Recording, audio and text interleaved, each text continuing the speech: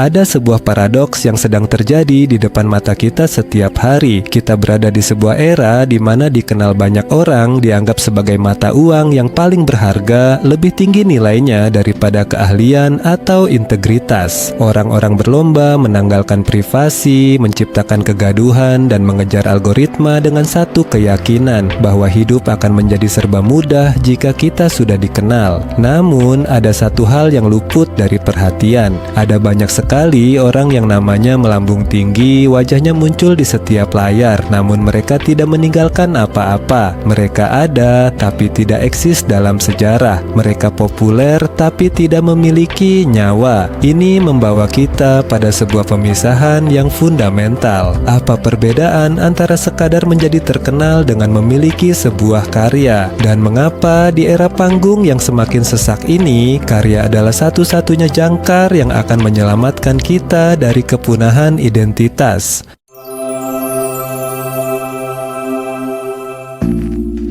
Topik ini bukan sekadar diskusi filosofis tentang seni, melainkan sebuah kebutuhan bagi siapapun yang ingin membangun sesuatu yang bertahan lama. Saat ini, batas antara pencapaian dan sensasi menjadi sangat kabur. Kita sering melihat seseorang yang mendapatkan panggung besar hanya karena satu tindakan acak yang viral, lalu kita bertanya-tanya apa yang sebenarnya dia buat. Memahami esensi karya adalah kunci agar kita tidak terjebak dalam perlombaan yang sia-sia. Di tengah persaingan panggung yang penuh dengan lampu gemerlap dan distraksi, karya adalah bentuk perlawanan terhadap kedangkalan. Tanpa karya, popularitas hanyalah sebuah gelembung yang menunggu waktu untuk pecah.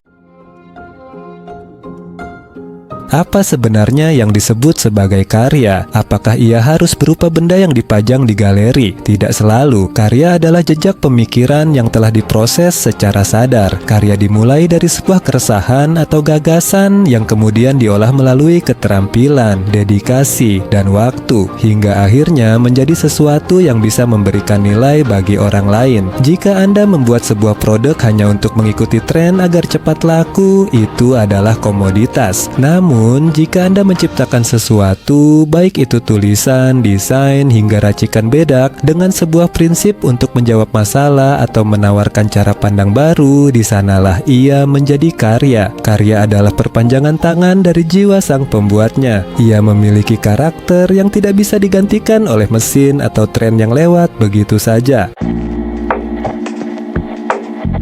Mari kita bicara tentang fenomena famous for being famous. Ini adalah panggung bagi mereka yang tidak memiliki karya tapi memiliki panggung. Kita semua tahu tipenya. Mereka yang hari ini viral karena kemarahan yang dibuat-buat, besok viral karena hubungan asmara yang diatur, dan lusa viral karena meminta maaf dengan wajah sedih. Secara satir, mereka adalah seniman perhatian. Karya mereka adalah diri mereka sendiri. Namun, masalahnya adalah manusia adalah bahan baku yang sangat cepat usang. Jika karya Anda adalah wajah Anda, maka usia adalah musuh Anda. Jika karya Anda adalah sensasi, maka kebosanan penonton adalah akhir bagi Anda. Mari kita lihat data secara kasar di industri hiburan digital. Berapa lama mereka bertahan? Tren mencatat bahwa sosok yang terkenal tanpa karya substansial rata-rata hanya memiliki masa puncak selama 6 hingga 18 bulan. Setelah itu, mereka harus melakukan sesuatu yang lebih gila, lebih berisik, dan lebih tidak masuk akal untuk tetap relevan. Mereka tidak sedang membangun gedung. Mereka sedang mencoba menahan air laut dengan tangan kosong. Secara teknis, karya sering dilihat sebagai benda fisik, buku, lukisan, atau lagu. Namun, esensi sebuah karya sebenarnya adalah manifestasi dari gagasan. Karya adalah jembatan antara dunia internal seseorang, pikiran, perasaan, keresahan, dengan dunia eksternal. Sesuatu baru bisa disebut karya ketika ia memiliki nyawa atau pesan di dalamnya. Tanpa itu, ia hanya sekadar komoditas atau produk massal. Saat ini, algoritma memungkinkan seseorang menjadi pusat perhatian perhatian tanpa harus menciptakan sesuatu yang substansial. Popularitas bisa datang dari sensasi, paras, atau sekadar momentum. Di sini letak perbedaannya. Popularitas seringkali berfokus pada siapa pelakunya, sementara karya berfokus pada apa yang dihasilkan. Orang yang terkenal tanpa karya biasanya akan terlupakan begitu tren berganti karena mereka tidak memberikan nilai yang bisa dipegang oleh orang lain. Karya tidak harus selalu berupa benda seni. Kita bisa mengelompokkan karya ke dalam 3 bentuk, seperti karya pemikiran, yaitu sebuah sistem baru, teori, atau cara pandang yang mengubah hidup orang banyak. Karya layanan, yaitu bagaimana seseorang membangun sistem yang membantu orang lain secara konsisten.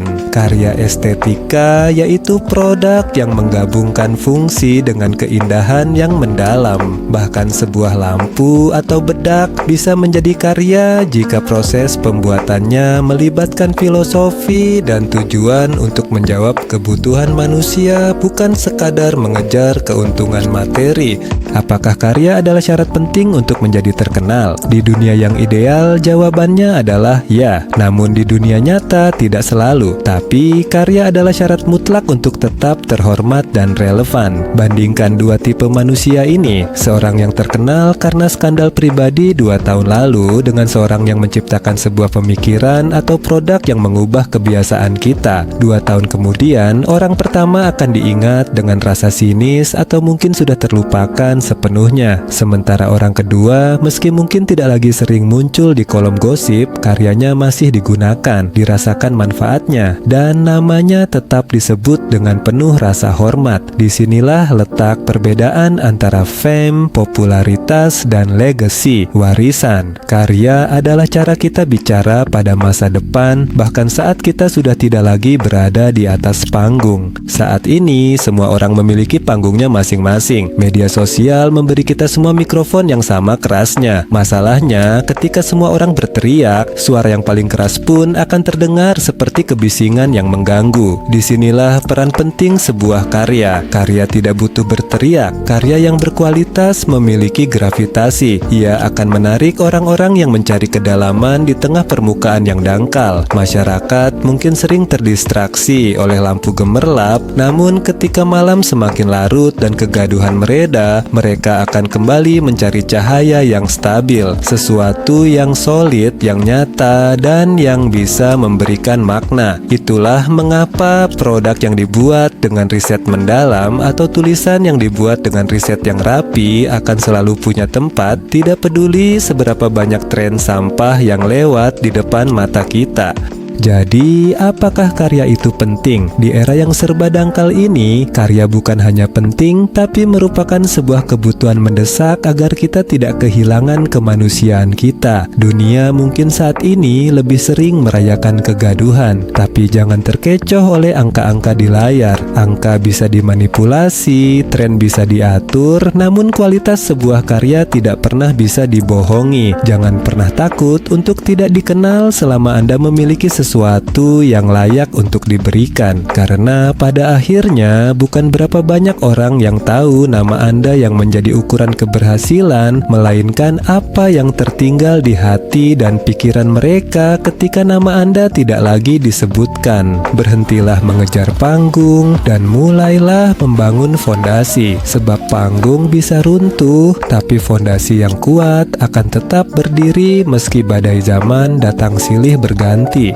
Terima kasih sudah menyimak sejauh ini. Jika pembahasan ini memberikan sudut pandang baru bagi Anda, silakan pertimbangkan untuk subscribe agar kita bisa terus bertukar gagasan di video-video selanjutnya. Saya juga ingin mendengar pemikiran Anda di kolom komentar untuk saling memperkaya perspektif.